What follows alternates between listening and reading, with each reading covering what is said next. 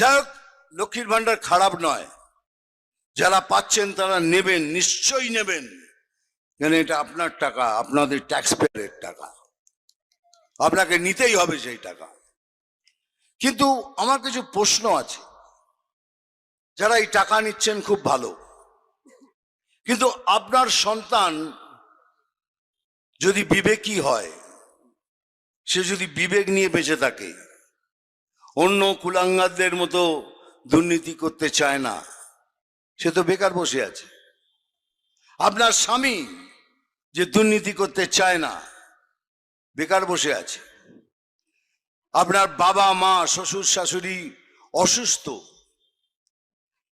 আমাদের prime minister মহাশয় 5 লক্ষ টাকা করে সবার জন্য আয়ুষ্মান ভারত করেছেন, সবার জন্য, কিন্তু সেটা দিতেই দিচ্ছেন না এখানে।